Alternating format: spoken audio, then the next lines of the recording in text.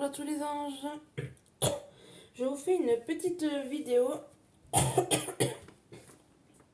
pardon, d'actualité où on m'a envoyé deux messages.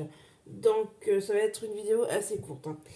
Donc le premier message c'est par rapport au lait de vache. Donc on me parle des vaches. Suite à la sécheresse, en fait, elles mangent moins et de, elles mangent de moins bonne qualité aussi parce que normalement ils ont encore de l'herbe fraîche. Mais là, il y a rien du tout avec la sécheresse, c'est très compliqué. Donc ils tapent ils tapent dans ce qu'ils ont dans leur réserve, mais malheureusement, un jour la réserve, ça s'épuise, ça s'épuise. Et une vache qui est stressée et qui ne mange pas assez donne automatiquement moins de lait. Donc moins de lait, il y en a moins de...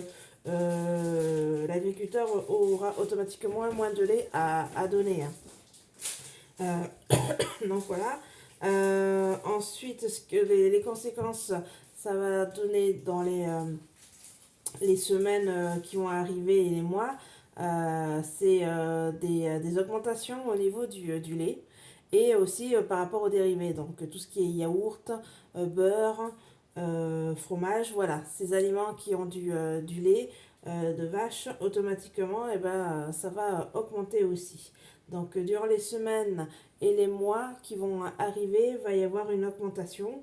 Et alors là, c'est beaucoup plus lointain, mais au bout d'un moment, c'est comme tout, il va y avoir une pénurie de lait. Euh, et, euh, et aussi ben, des conséquences, donc yaourt, fromage et beurre aussi, ça peut aussi diminuer. Euh, donc ça, c'est vraiment plus tard. Mais en premier lieu, ce qu'on va avoir, c'est déjà les prix qui vont augmenter de plus en plus. Donc voilà pour le premier actualité. La deuxième, c'est par rapport à la corrida. Donc j'ai vu ces belles bêtes, ces taureaux.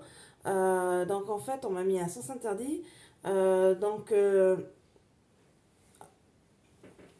qu'il va y avoir, c'est est-ce qu'il va y avoir la fin de la corrida. Pour moi, voilà, on me parle d'une fin de corrida. Quand est-ce que ça va mettre en place, bah, je ne sais pas parce que c'est compliqué, c'est long.